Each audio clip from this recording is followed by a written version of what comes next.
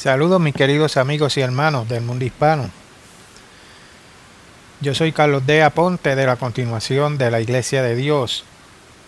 Hoy estamos celebrando el día de la expiación, en el cual estamos en ayuno, tal como se nos instruye en Levítico capítulo 23. Vayamos allí, por favor. Comenzaré a leer el versículo 26.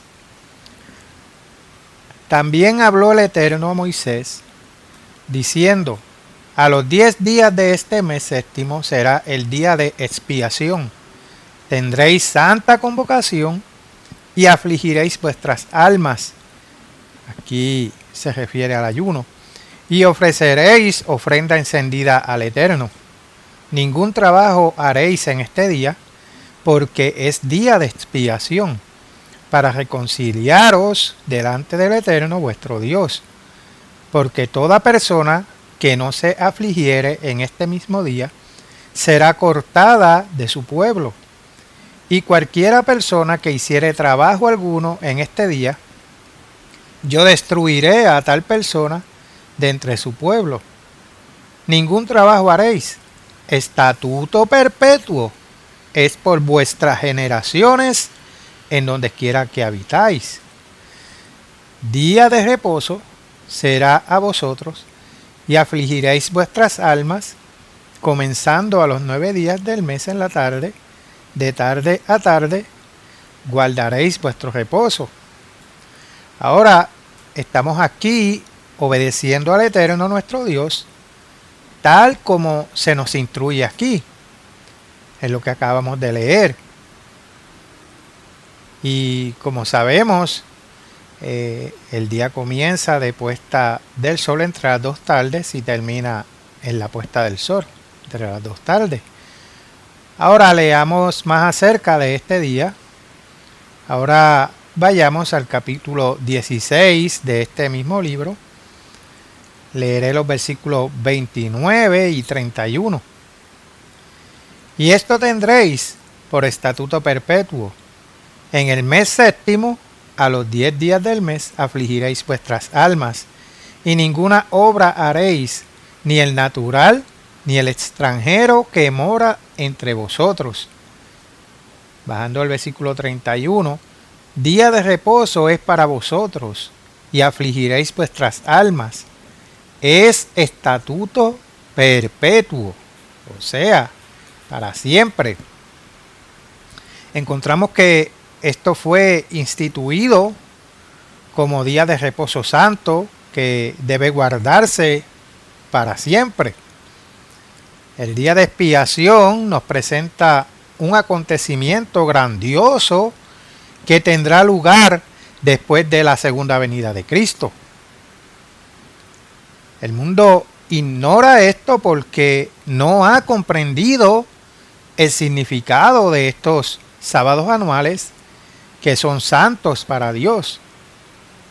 El simbolismo se expone en este capítulo 16 de Levítico, donde se narran los hechos del día de la expiación, tal como se celebraban antes de la crucifixión de Jesús. Y a manera de resumen, este día representa cuando Satanás sea desterrado, en el cual no podrá engañar a las naciones. Bien, hoy quiero hablar qué es lo que le depara en el futuro a Satanás y a los demonios, y qué papel jugamos nosotros dentro del plan de Dios sobre el destino final de Satanás y sus demonios. Este mundo está totalmente engañado. En sus primeras palabras a los discípulos en la profecía del Monte de los Olivos, veamos y leamos lo que Jesús advirtió severamente. Pasemos a Mateo, capítulo 24, y leeré los versículos 4 y 5. Y esto dice: mirad que nadie os engañe, porque vendrán muchos en mi nombre, diciendo yo soy el Cristo, y a muchos engañarán. Así que aquí lo dice claramente, a muchos. No es a algunos poquitos, es a muchos. La mayoría de ustedes, hermanos, están muy conscientes de las falsas doctrinas que circulan en las iglesias seculares, modernas, acerca de Satanás el diablo. Las melodías familiares de los evangelistas, de los campamentos de tiendas de campaña o en los parques, en las canchas, con tono predicador, que gritan, seguro que esta noche le vamos a retorcerle el rabo al viejo Satanás. Y eso es solo un ejemplo. Algunos creen que él es simplemente la encarnación de todo lo que es malo y por lo tanto no es un ser real, sino solo una mala idea en la mente de los hombres. Otros creen que Satanás se presenta como un monstruo rojo, danzante con alas de murciélago, cuernos y rabo y un tridente. Otros creen que Satanás es simplemente la parte lujuriosa y malvada de la naturaleza humana. Pero, ¿cuál es la verdad? Seguramente la mayoría de ustedes saben, después de haber estudiado sus Biblias, escuchando nuestros sermones y leído nuestros libros y folletos en nuestro sitio web www.cdlidd.es, www.cdlidd.es, que Satanás es el Dios de este mundo presente. Pablo lo llama expresamente así. Pasemos a 2 de Corintios, capítulo 4, versículo 4. En los cuales el Dios de este siglo, aquí esa palabra, aión o era, cegó el entendimiento de los incrédulos para que no les resplandezca la luz del evangelio de la gloria de Cristo, el cual es la imagen de Dios. Ahora vayamos a Lucas, capítulo 4, y leeré los versículos 5 y 6. Y le llevó el diablo a un monte alto, o a un alto monte, y le mostró en un momento todos los reinos de la tierra. Y aquí, al tratar de derrocar a Cristo, Satanás se jactó. Veamos el versículo 6. Y le dijo el diablo, a ti te daré toda esta potestad, o sea, todos los reinos del mundo, y la gloria de ellos, porque a mí me ha sido entregada, y a quien quiero, la doy. Si Satanás hubiera hecho esta declaración falsa, Cristo seguramente la habría refutado. Y sin embargo, Cristo no dijo ni una sola palabra para contradecir los presuntuosos comentarios de Satanás sobre los reinos de este mundo. Jesús, sin embargo, reprendió al diablo por tentarlo por medio de los reinos de este mundo. Jesús advirtió en Mateo capítulo 7, versículo 13, a sus discípulos que la mayoría, no unos pocos, la mayoría serían engañados y que si seguían el camino ancho, espacioso y fácil, el camino de seguir lo que al hombre le parece correcto, irían a la perdición. El engañador es llamado por el apóstol Pablo en Efesios capítulo 2, versículo 2, el príncipe de la potestad del aire.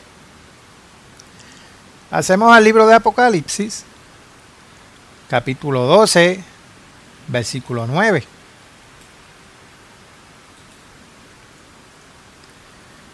Y fue lanzado fuera el gran dragón, la serpiente antigua, que se llama Diablo y Satanás, el cual engaña al mundo entero. Fue arrojado a la tierra y sus ángeles fueron arrojados con él. La visión de Juan mostró claramente a Satanás como el engañador del mundo entero. Fue arrojado a la tierra y sus ángeles fueron arrojados con él, que ahora son llamados demonios. Pero ¿cómo sucedió? Dios revela cómo Satanás se convirtió en el Dios de este mundo. ¿Y por qué? Tal vez muchos han asumido falsamente que el diablo es el Dios de este mundo en contra de la voluntad de Dios.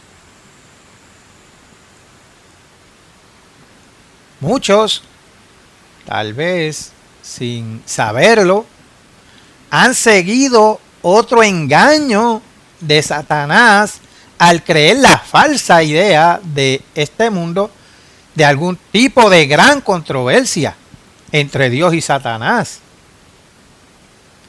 Esta doctrina representa al diablo como mucho más poderoso que Dios.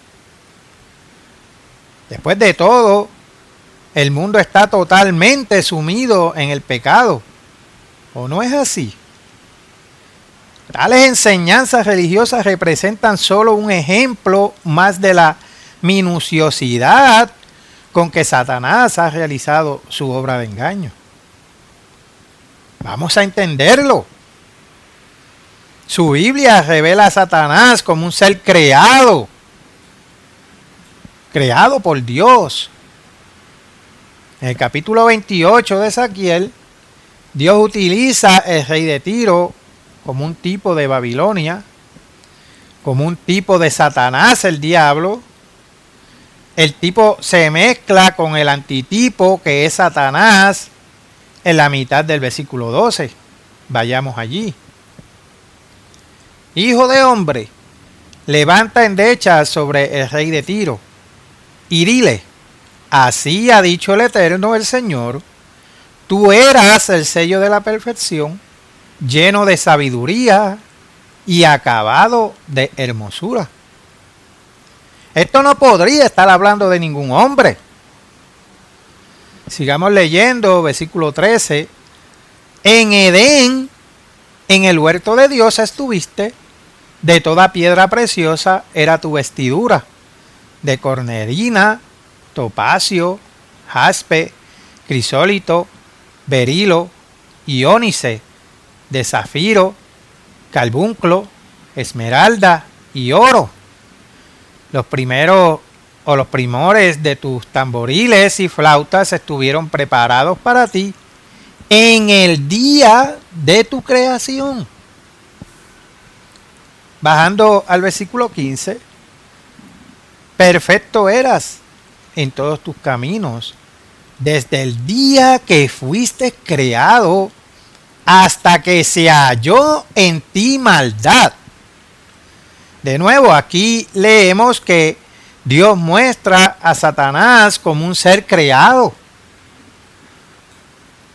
Otro texto principal sobre el origen y la historia de Satanás se encuentra en Isaías capítulo 14, versículo 12.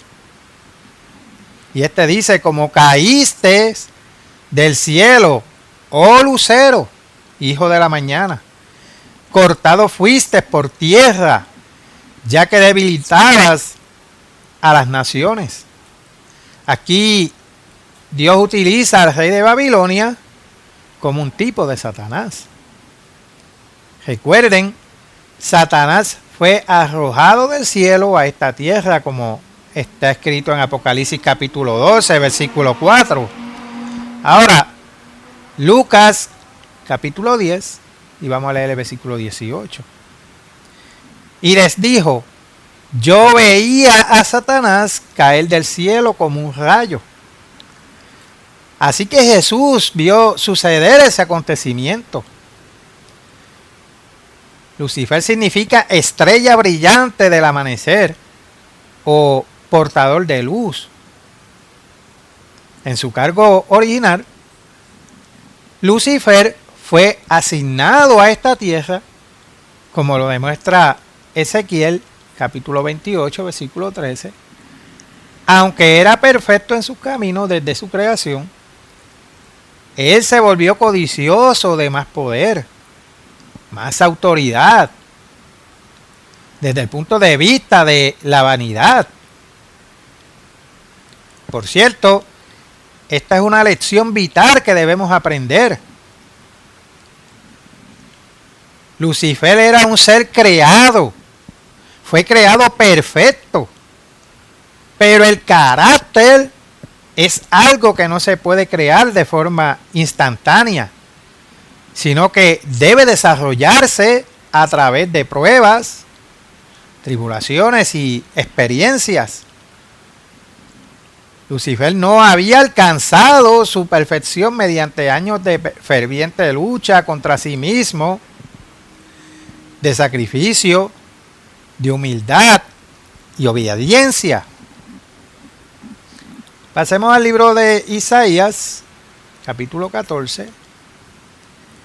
Leeré aquí los versículos 13 y 14. Tú que decías en tu corazón, subiré al cielo, en lo alto, junto a las estrellas de Dios, levantaré mi trono. Y en el monte del testimonio me sentaré, a los lados del norte. Sobre las alturas de las nubes subiré. Aquí las nubes cubren esta tierra. Y seré semejante al Altísimo. Como ser espiritual creado, se visualizó a sí mismo exaltado por encima de Dios. Ahora vayamos a Génesis, capítulo 1, y leeré el versículo 2. Y la tierra estaba desordenada y vacía, y las tinieblas estaban sobre la faz del abismo. Como resultado de este intento de rebelión, la tierra quedó vacía, desolada y sumida en una confusión total. La palabra estaba, aquí debería traducirse correctamente como llegó a estar. Noten, leemos el versículo 1. En el principio creó Dios los cielos y la tierra. Y la tierra estaba, o sea, llegó a estar, desordenada y vacía. Y las tinieblas estaban sobre la faz del abismo, y el Espíritu de Dios se movía sobre la faz de las aguas. Hermanos, Dios no es autor de confusión. Como escribió Pablo en 1 Corintios 14, versículo 33, y no creó originalmente el mundo en caos y confusión. Él mismo se lo dice a usted. Vayamos a Isaías, capítulo 45, y leeremos el versículo 18. Porque así dijo el Eterno que creó los cielos. Él es Dios, el que formó la tierra, el que la hizo y la compuso. No la creó en vano, o sea, sin propósito. Seguimos leyendo, para que fuese habitada la creó. Yo soy el Eterno y no hay otro. Las palabras hebreas utilizadas en Génesis 1 y en Isaías 45 son las mismas. Y estas son tohu y bohu, que significan vacío y en confusión. El intento de Lucifer de usurpar el trono de Dios resultó en la ruina de la superficie de esta tierra. Cuando Dios creó a Adán en la tierra, Satanás ya estaba aquí. pretendiendo ser un portador de luz. Pero ahora es un espíritu maligno, en rebelión contra el gobierno de Dios. Muchos de ustedes han oído cómo Satanás comenzó su engaño al introducir la doctrina de la inmortalidad del alma a Eva en el jardín del Edén. Él le dijo en Génesis capítulo 3, versículo 4, no moriréis. Desde entonces el diablo ha logrado imponer sus propias aspiraciones y su destino final a los seres humanos, crédulos como sus principales doctrinas religiosas, que no se encuentran en la Biblia. Escuchen esto. Satanás, Lucifer, quería ir al cielo. ¿Y qué es lo que enseñan las iglesias tradicionales? Las iglesias enseñan la doctrina de ir algún día al cielo. Lucifer es un espíritu y por lo tanto es inmortal. Las iglesias creen que el hombre tiene un espíritu inmortal. Cristo dijo que un fuego eterno aguarda a Satanás y a sus ángeles. Las iglesias enseñan que un fuego eterno aguarda a todos los pecadores. Satanás fracasó en su intento de derrocar a Dios. La idea errónea pagana es que el hombre fracasó. Estas son solo algunas de las doctrinas más prevalentes que Satanás ha hecho pasar como verdad a este mundo crédulo. Veamos las obras de Satanás. Pasemos al libro de Apocalipsis, capítulo 12, versículo 4. Y su cola arrastraba la tercera parte de las estrellas del cielo y las arrojó sobre la tierra. Dios muestra que una tercera parte de los millones de ángeles siguieron a Lucifer en su rebelión y fueron arrojados a la tierra con él. Recuerden que estos ángeles caídos son espíritus, no seres humanos, para llevar a cabo su obra de engaño con el objetivo final de destruir a los seres humanos. Satanás utiliza a estos millones de espíritus desobedientes y se le llama el príncipe de los demonios en Mateo capítulo 12, versículo 24. Contrariamente a lo que algunos creen, Satanás, el diablo, no tiene ningún tipo de esencia espiritual que sea equivalente al Espíritu Santo de Dios. Satanás no puede estar presente en todas partes, como lo está Dios a través de su espíritu.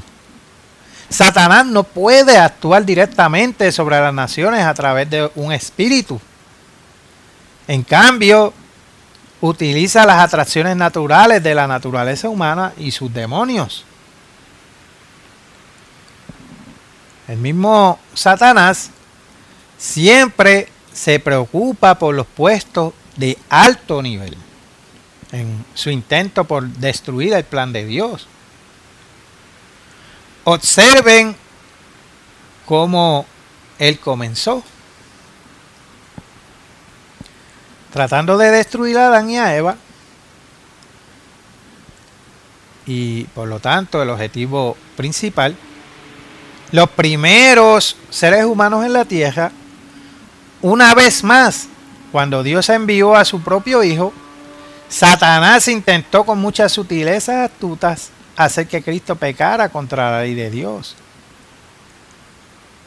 A lo largo de todo el ministerio de Cristo, Satanás intentó matarlo para frustrar todos sus propósitos.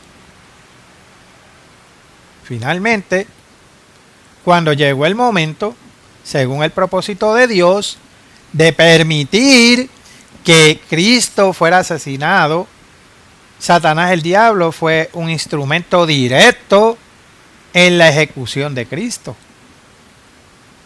Él entró personalmente en Judas, como podemos leer en Juan capítulo 13, versículo 27. No es en absoluto inconcebible que Satanás pudiera tentar personalmente e individualmente a un miembro del pueblo de Dios. Sin embargo, mucha gente atribuye muchas cosas insignificantes al diablo, sin darse cuenta de que él se ocupa de los asuntos más importantes de su malvado plan. Muchas de estas cosas no son más que el efecto de su propia naturaleza humana. Pero no nos equivoquemos al respecto, hermanos. Veamos lo que el apóstol Pedro nos advierte. Vayamos a Primera de Pedro, capítulo 5, versículo 8. Sed sobrios y velad, porque vuestro adversario el diablo, como león rugiente, anda alrededor, buscando a quien devorar. Quizás más a menudo de lo que creemos. Un demonio está intentando influir en nosotros, ya sea directamente o a través de otra persona. Dado que el diablo se ocupa directamente de los objetivos principales para intentar trastocar el plan de Dios, también se deduce que el objetivo más importante en la tierra es la verdadera iglesia de Dios. Vayamos a Apocalipsis, capítulo 12, el versículo 17. Entonces el dragón se llenó de ira contra la mujer y se fue a hacer guerra contra el resto de la descendencia de ella, los que guardan los mandamientos de Dios y tienen el testimonio de Jesucristo. Dios truena una advertencia a cada uno de nosotros que el diablo aún no ha descendido a esta tierra con gran ira. Y sabiendo que le queda poco tiempo para perseguir a la iglesia de Dios, a nuestra iglesia. Pasemos a 2 de Corintios, capítulo 2, y vamos a leer el versículo 11. Para que Satanás no gane ventaja alguna sobre nosotros, pues no ignoramos sus maquinaciones. Pablo dijo que él no era ignorante de las maquinaciones de Satanás. Pero, ¿lo son ustedes? Se acerca rápidamente el tiempo en que Satanás, el diablo, ya no se le permitirá engañar a las naciones. En este tiempo presente, Dios está permitiendo directamente que Satanás sea usado como su instrumento para cegar al mundo. De modo que la lección de la humanidad quedará tan firme y completada o completamente grabada en su propia sangre que nunca más habrá una sociedad existiendo en total rebelión contra el gobierno de Dios. Pero veamos qué Dios hizo. Vayamos a Romanos, capítulo 11, y voy a leer el versículo 32. Porque Dios, no Satanás, porque Dios sujetó a todos en desobediencia para tener misericordia de todos. Por lo tanto, es Dios mismo que hizo esto con un propósito para que todos puedan alcanzar su misericordia y logren algo más. Veamos qué es. Pasemos a 2 de Pedro, capítulo 3, versículo 9. El Señor no retarda su promesa, según algunos la tienen por tardanza, sino que es paciente para con nosotros, no queriendo que ninguno perezca, sino que todos procedan al arrepentimiento. De hecho, tenemos en nuestro sitio web un libro titulado Oferta Universal de Salvación. Y en ese libro se abunda más al respecto y pueden descargarlo totalmente libre de costo en www.cdlidd.es. No se le pedirá ninguna información personal ni tampoco dinero. Ahora, regresando al tema, ¿qué sucederá a la segunda venida de Cristo a esta tierra con respecto a Satanás el diablo? Vayamos al libro de Apocalipsis, capítulo 20, y comenzaré a leer en el versículo 1.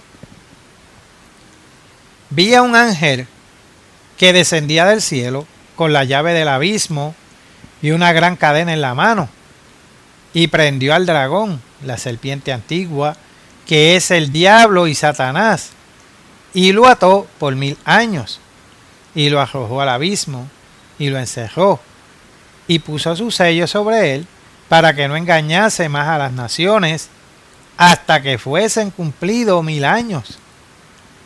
Y después de esto debe ser desatado por un poco de tiempo. Como ya leímos aquí, al comienzo del reinado milenial de Cristo sobre las naciones, Satanás será atado y arrojado al abismo. Esta condición de restricción durará durante los 1000 años y luego Satanás será liberado y se le permitirá volver a engañar a las naciones. Pasemos a Mateo, capítulo 25, el versículo 41. Entonces dirá también a los de la izquierda: apartaos de mí, malditos, al fuego eterno, preparado para el diablo y sus ángeles. Jesús dijo que va a arrojar a los seres humanos impenitentes y de mente carnal al fuego eterno, preparado para el diablo y sus ángeles. Ahora leeré el versículo 32. Y serán reunidas delante de él todas las naciones, y apartará los unos de los otros, como aparta el pastor las ovejas de los cabritos.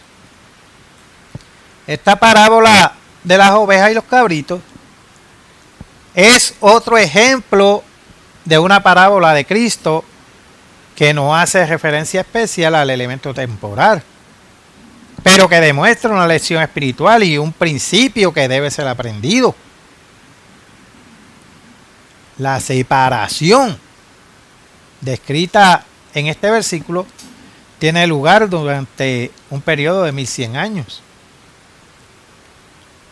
Observemos, sin embargo, que estos malvados seres humanos son arrojados a un fuego eterno preparado para el diablo y sus ángeles.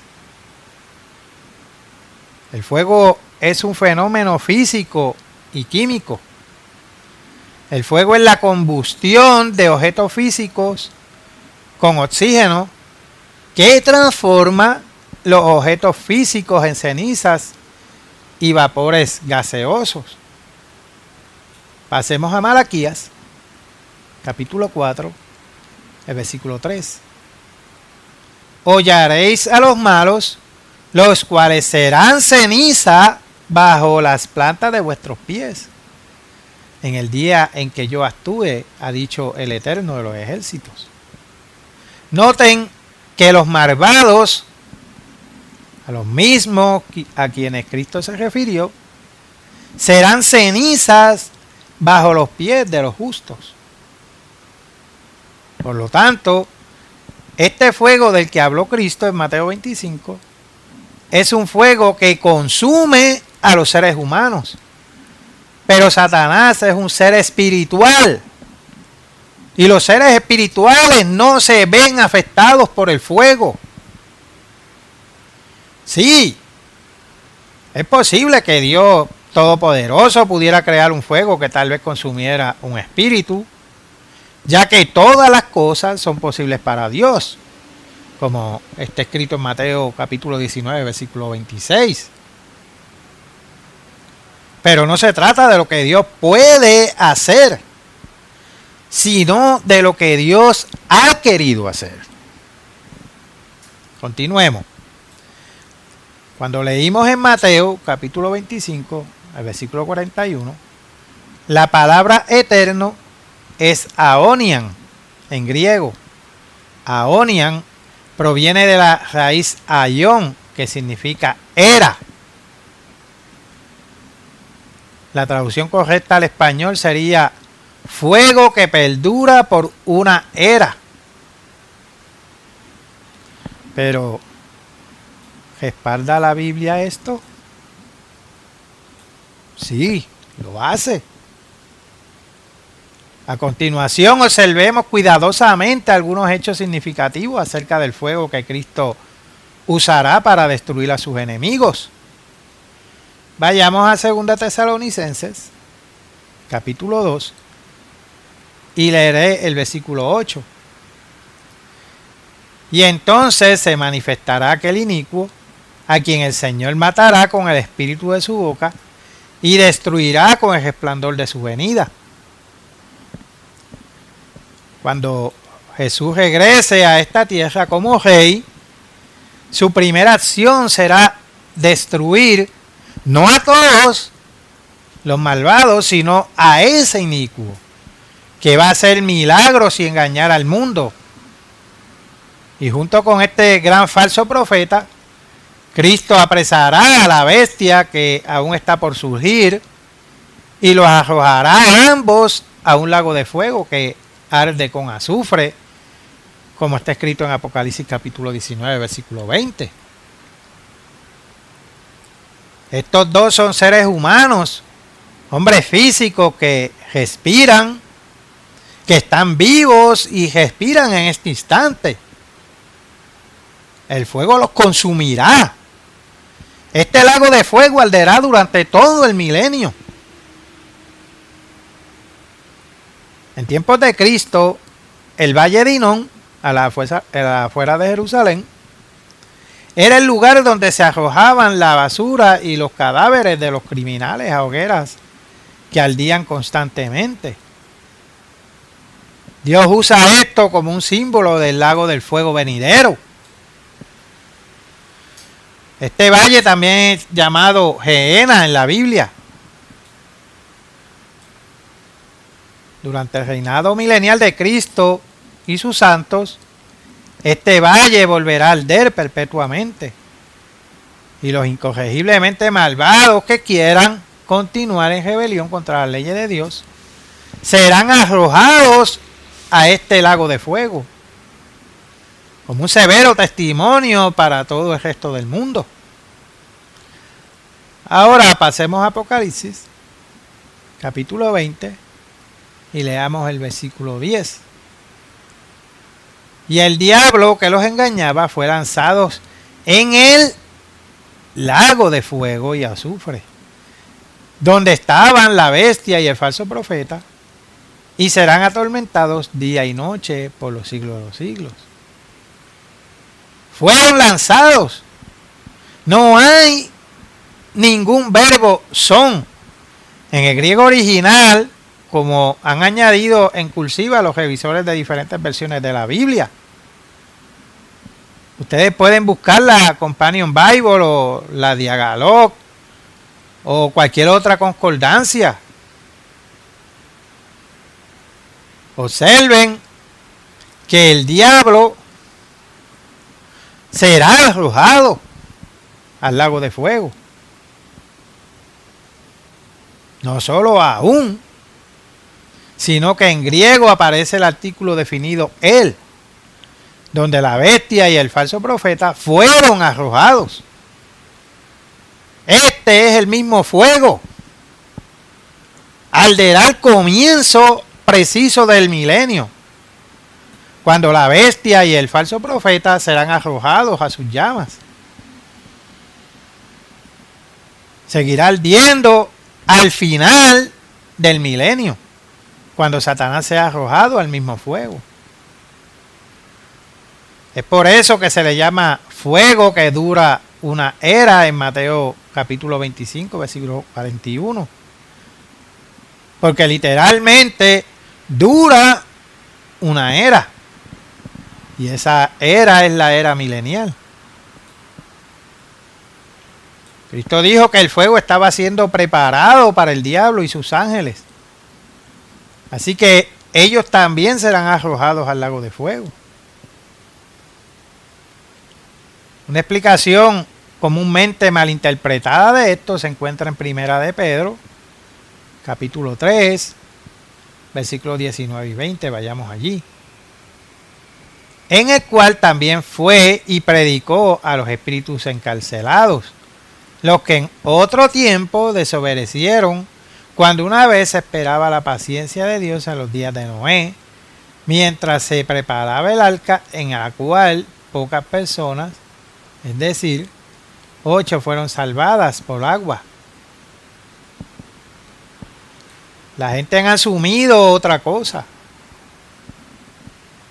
debido a que basan sus filosofías religiosas en la doctrina de la inmortalidad del alma, que Cristo estaba ocupado predicando a unas supuestas almas de hombres en el infierno. ¿Qué locura es esa? Entendamos lo que realmente sucedió. Su Biblia establece claramente el elemento tiempo en estos versículos. Cristo predicó no durante los 3 días y 3 noches en su sepulcro cuando estuvo muerto. Veamos lo que dice Pablo en 1 Corintios capítulo 15, versículo 3. Porque primeramente os he enseñado lo que asimismo recibí, que Cristo murió por nuestros pecados conforme a las Escrituras. Bajando al versículo 20. Mas ahora Cristo ha resucitado de los muertos, primicias de los que durmieron es hecho. Pablo está diciendo aquí que Cristo estaba muerto, estaba en su sepulcro. Él no fue a ninguna parte porque estaba muerto y Dios el Padre lo resucitó de los muertos. Entonces, ¿de qué sirve una resurrección si para los efectos está vivo en otro lado? Entonces, eso no es resurrección. Para que exista una resurrección es porque la persona está muerta. Entonces, en cuanto a lo que Pedro escribió en el versículo 20, él se estaba refiriendo sino a cuando la paciencia de Dios se esperaba en los días de Noé, mientras se preparaba el arca. Más claro no puede estar. Pero note a quienes les dio testimonio Cristo acerca del diluvio. Continuando leyendo, en el cual también fue y predicó a los espíritus encarcelados. Versículo 19. ¿Quiénes eran estos espíritus? Ciertamente no eran hombres, ni tampoco el alma de los hombres, ya que los hombres no tienen almas inmortales. Para encontrar la respuesta, leamos ahora 2 de Pedro, capítulo 2, versículo 4. Porque si Dios no perdonó a los ángeles, o sea, a los espíritus, que pecaron, sino que arrojándolos al infierno, o sea, el infierno es una traducción errónea del griego tártaro, que significa una condición o posición de restricción como un encarcelamiento. Y los entregó a prisiones de oscuridad para ser reservados al juicio. Los espíritus en prisión son los ángeles pecadores o los demonios que se han pervertido sus caminos y han seguido a Satanás y están atados a la tierra, encarcelados aquí por el poder de Dios hasta el día de su juicio. El enemigo final de Cristo es la muerte misma. Cuando el plan de Dios finalmente sea completado, incluso la muerte será completamente destruida, como está en 1 Corintios capítulo 15, versículo 26. Justo antes del establecimiento de los nuevos cielos y la nueva tierra, todo lo que es corrupto, todo lo que es físicamente combustible será consumido en un vasto lago de fuego que abarcará todo el mundo. Vayamos a 2 de Pedro capítulo 3 y vamos a leer los versículos 10 y 11. Pero el día del Señor vendrá como ladrón en la noche, en el cual los cielos pasarán con gran estruendo y los elementos ardiendo serán deshechos, y la tierra y las obras que en ella hay serán quemadas, puesto que todas estas cosas han de ser deshechas, como no debéis vosotros andar en santa y piadosa manera de vivir. Esta tremenda conflagración será tan intensa, tan ardiente, que la superficie de toda la tierra se derretirá literalmente con el fervor de las llamas. Pedro describe este tiempo asombroso como un derretimiento de los elementos mismos. Un tiempo en el que todas las obras de la tierra serán quemadas y deshechas. Pasemos al libro de Apocalipsis, capítulo 20. Vamos a leer los versículos 13 al 15.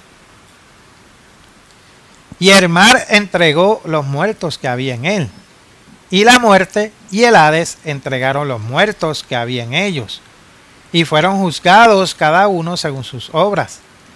Y la muerte y el Hades fueron lanzados al lago de fuego. Esta es la muerte segunda, y el que no se halló inscrito en el libro de la vida fue lanzado al lago de fuego. Cristo muestra que este tiempo ocurre después del juicio final del gran trono blanco, cuando el plan de Dios se haya completado y todos los que han sido añadidos a su familia ya han nacido de él. Después de este juicio final, incluso la muerte y el sepulcro serán destruidos. La superficie de la tierra se convertirá por un tiempo en algo parecido a la ardiente superficie del sol.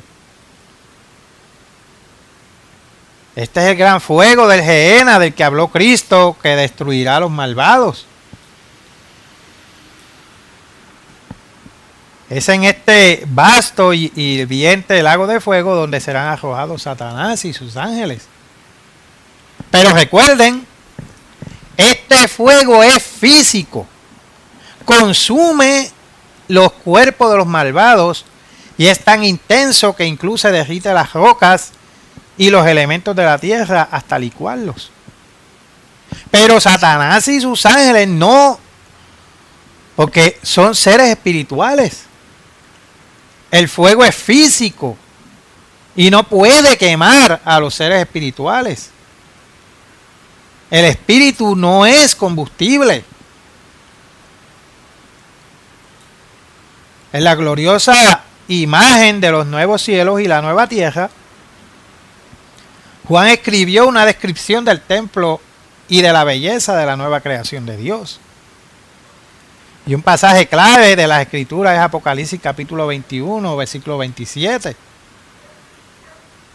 Dios muestra expresamente que Satanás y sus ángeles no estarán en los nuevos cielos y la nueva tierra.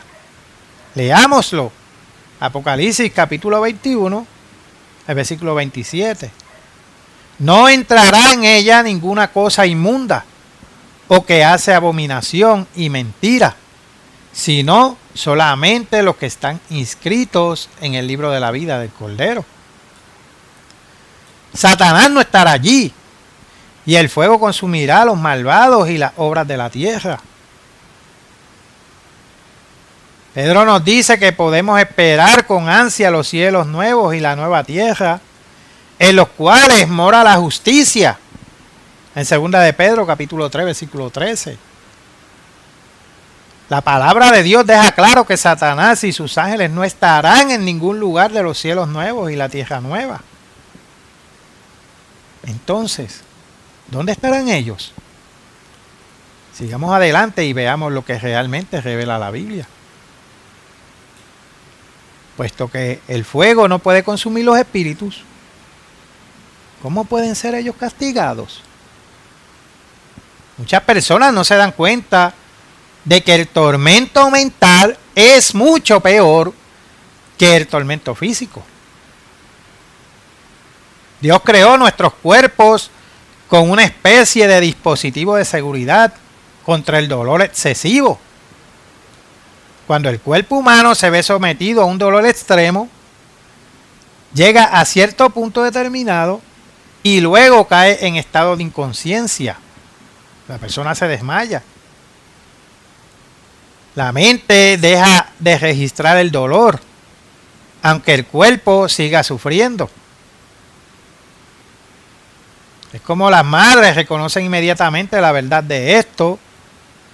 La idea de ver sufrir a sus hijos, tener que soportar la agonía mental de ver a sus propios hijos siendo torturados. Sería mucho peor que tener que sufrir ellos mismos el dolor físico.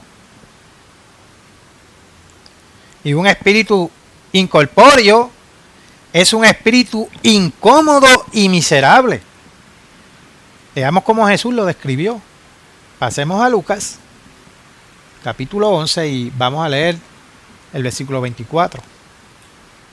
Cuando el espíritu inmundo sale del hombre, anda por lugares secos, buscando reposo, y no hallándolo, dice: volveré a mi casa de donde salí. Jesús describió esta condición de tormento mental. Esto se ilustra aún más con el relato de la experiencia de Cristo con los muchos demonios que habían entrado en el hombre en la región de los Gadarenos. Vayamos a Marcos, capítulo 5, y comenzaré a leer en el versículo 1 para tomar el contexto aquí. Vinieron al otro lado del mar, a la región de los Gadarenos, y cuando salió él de la barca, enseguida vino a su encuentro.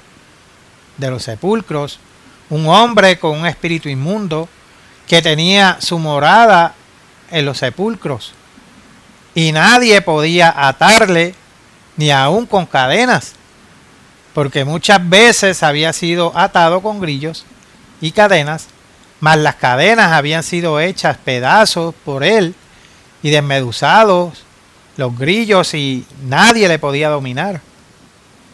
Y siempre de día y de noche andaba dando voces en los montes, en los sepulcros, e hiriéndose con piedras. Cuando vio pues a Jesús de lejos, corrió y se arrodilló ante él, y clamando a gran voz dijo: ¿qué tienes conmigo, Jesús, Hijo del Dios Altísimo? Te conjuro por Dios que no me atormentes. Porque le decía: sal de este hombre, espíritu inmundo.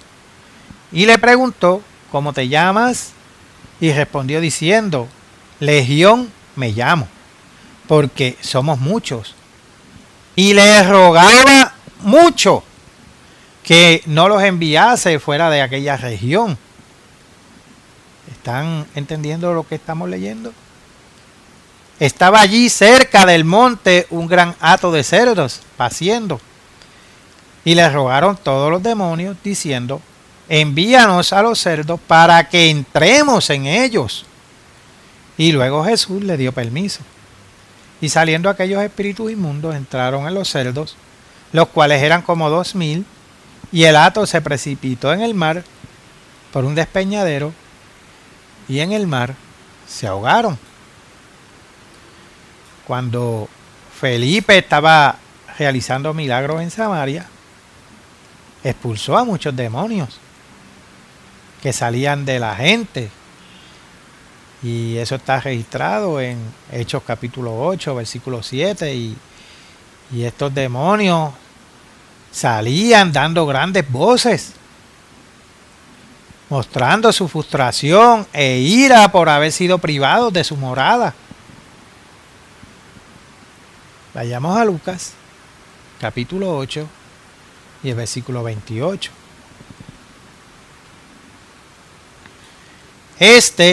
Al ver a Jesús, lanzó un gran grito y postrándose a sus pies, exclamó a gran voz: ¿Qué tienes conmigo, Hijo del Dios Altísimo? Te ruego que no me atormentes. Dios dice que los demonios conocen su poder. Ellos son conscientes de la gran autoridad de Dios. Pero ¿qué dice la Biblia, la palabra de Dios, acerca de aquellos que pecan voluntariamente? Hebreos capítulo 10. Leamos los versículos 26 y 27. Porque si pecáramos voluntariamente, después de haber recibido el conocimiento de la verdad, ya no queda más sacrificio por los pecados, sino una horrenda expectación de juicio y de hervor de fuego que ha de devorar a los adversarios. Se nos dice que los que pecan voluntariamente se enfrentarán a una terrible expectativa de juicio. Bajando al versículo 31, dice que horrenda cosa es caer en manos del Dios vivo. Veamos lo que Santiago dijo, capítulo 2 de Santiago, versículo 19. ¿Tú crees que Dios es uno? Bien haces. También los demonios creen y tiemblan.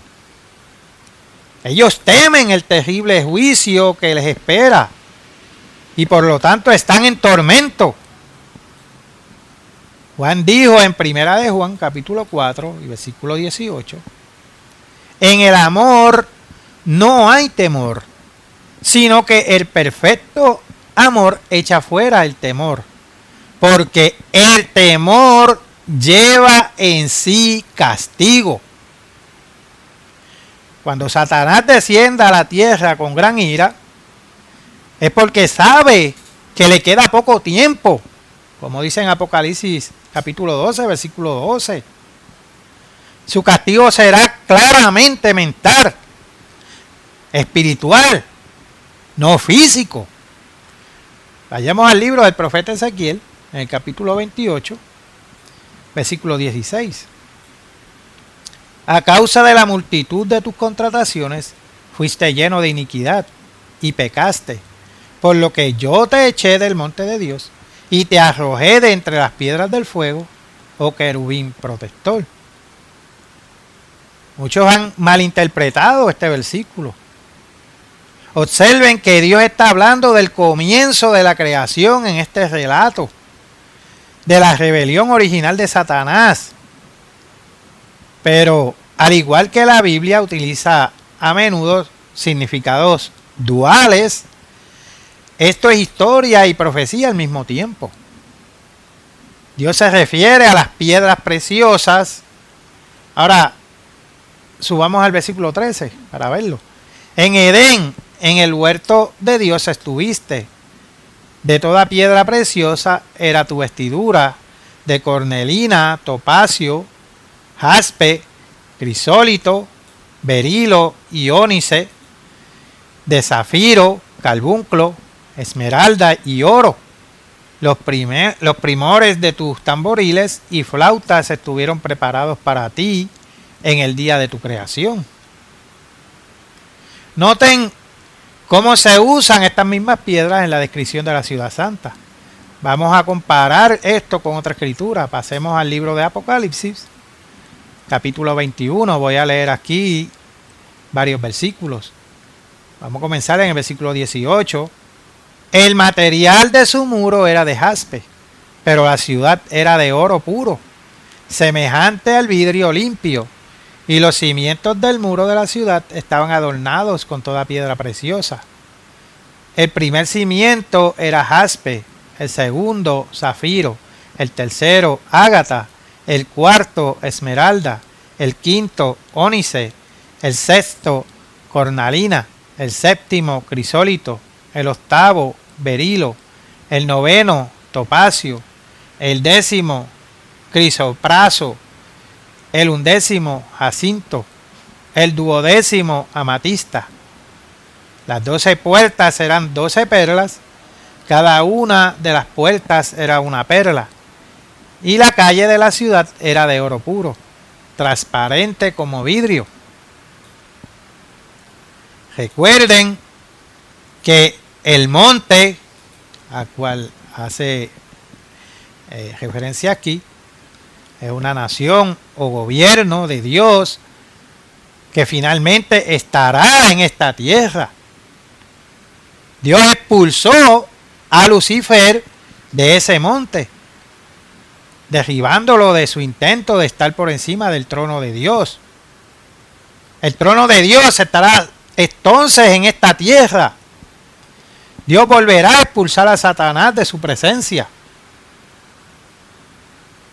Volvamos al libro de Ezequiel, al capítulo 28, versículo 16.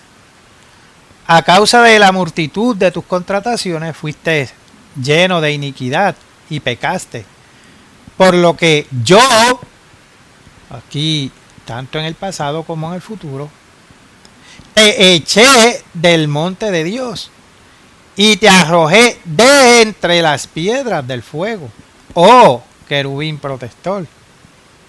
La palabra destruir se explica con la palabra de. Por eso hice la contraseña. Dios no dice que Satanás vaya a ser destruido. Lo que dice es que Satanás va a ser destruido de un cierto lugar determinado, en medio de las piedras de fuego, o el lugar donde se encuentra el trono de autoridad de Dios. Ahora, veamos otra prueba de que Satanás no será destruido. Pasemos a Apocalipsis, capítulo 20, versículo 10. No expliqué este versículo antes por un propósito específico, como verán. Apocalipsis, capítulo 20, versículo 10. Y el diablo que los engañaba fue lanzado en el lago de fuego y azufre, donde estaban la bestia y el falso profeta, y serán atormentados día y noche por los siglos de los siglos. Observe que el diablo es arrojado al lago de fuego, donde fueron arrojados la bestia y el falso profeta, y será atormentado día y noche por los siglos de los siglos. Esto declara expresamente que Satanás será atormentado por los siglos de los siglos. Esta expresión en griego significa por toda la eternidad, por los siglos de los siglos. Pero observen atentamente que el versículo dice que Satanás será arrojado al lago de fuego y atormentado para siempre. No dice que permanecerá en el fuego para siempre. El fuego está en esta tierra. El fuego es un fuego eterno que no seguirá ardiendo después de que se establezcan los nuevos cielos y la nueva tierra de Dios. Dado que Satanás será atormentado por siempre y que el fuego consumirá finalmente los objetos físicos que está quemando hasta que se extinga, Satanás no permanecerá en ese lago de fuego para siempre. Satanás es un espíritu. El fuego no puede consumir a un espíritu. Y un espíritu no puede morir.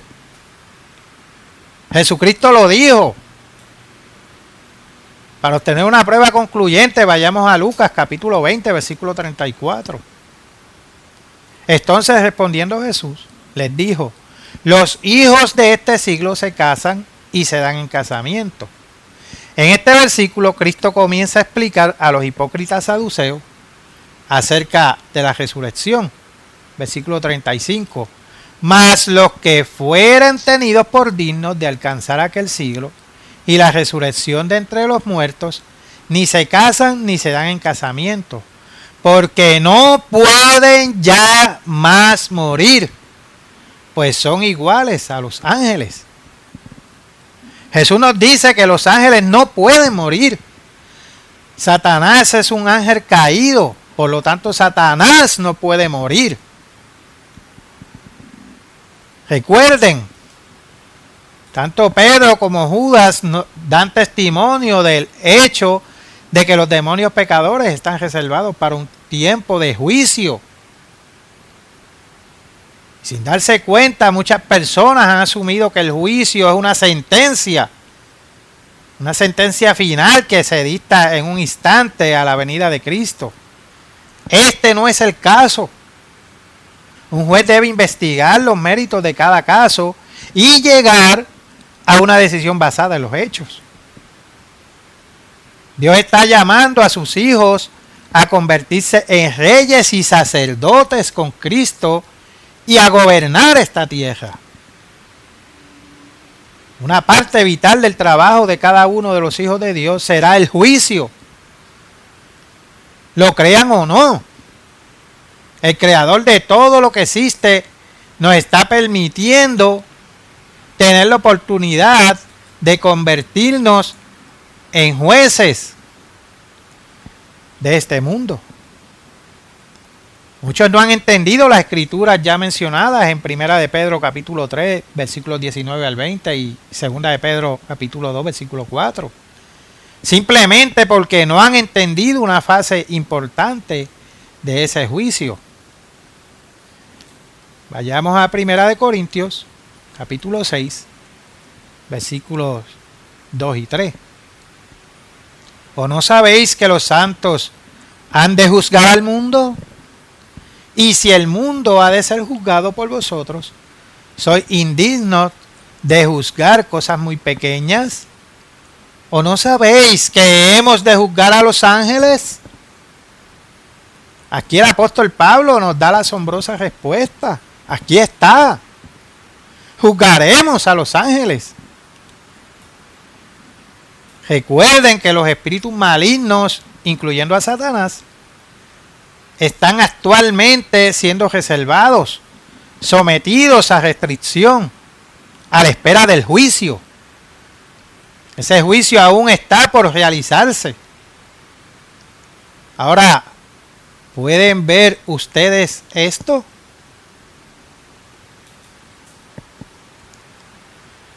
La Biblia revela claramente que Satanás será arrojado al lago de fuego.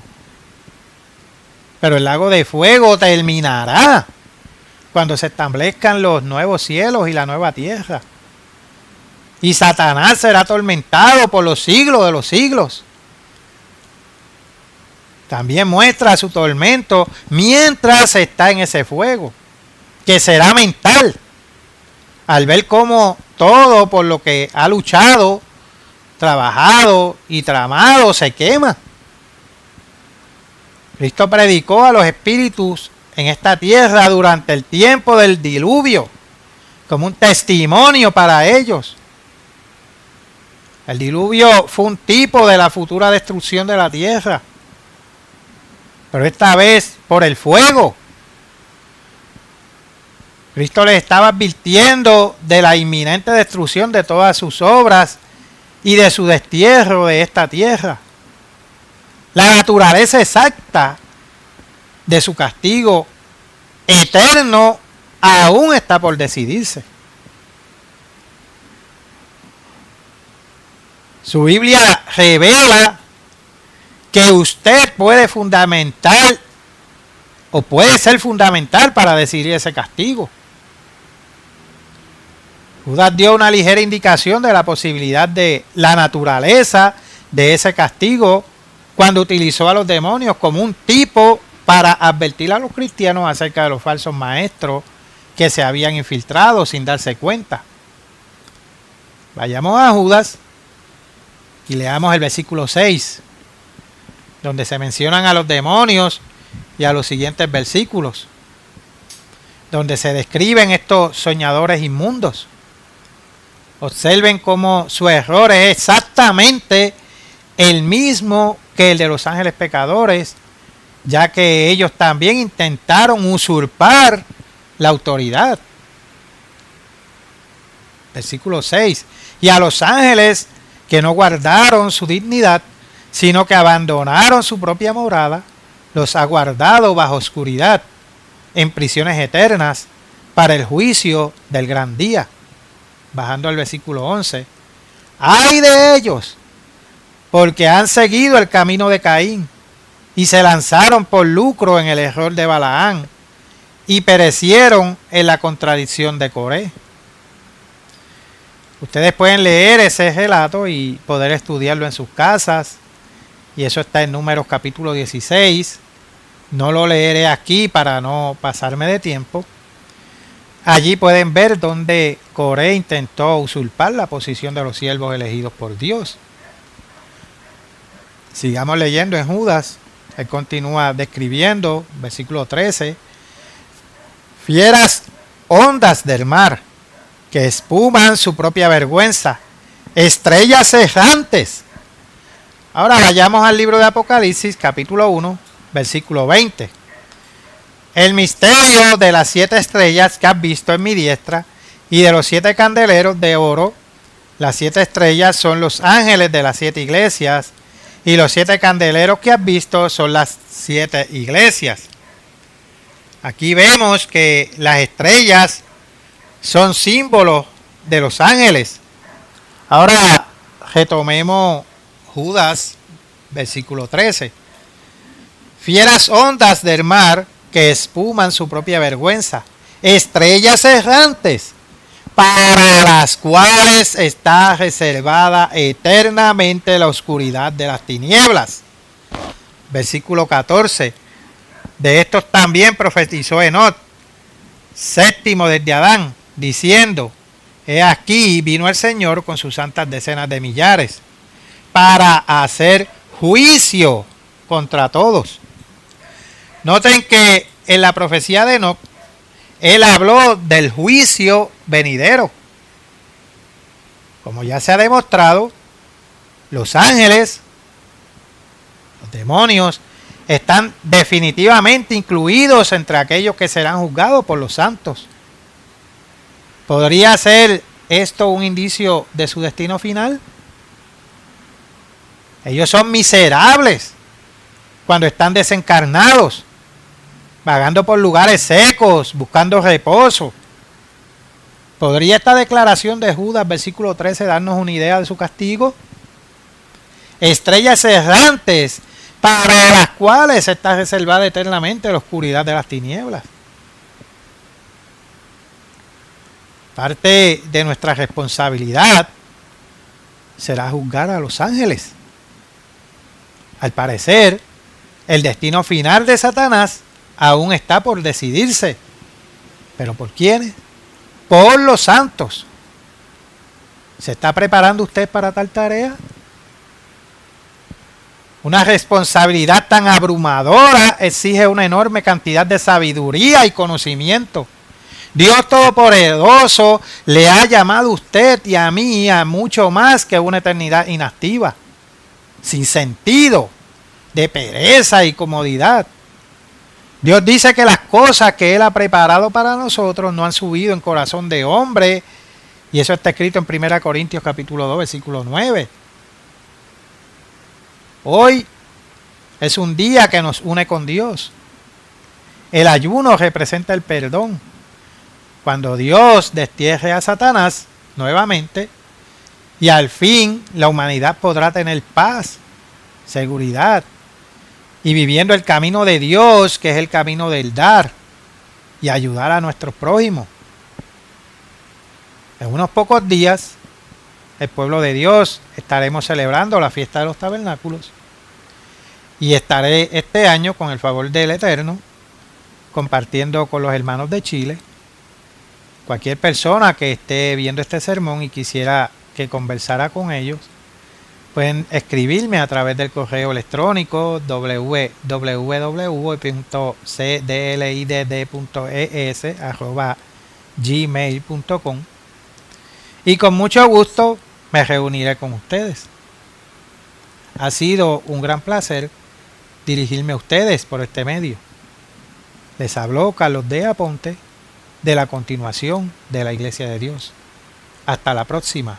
mis queridos amigos y hermanos.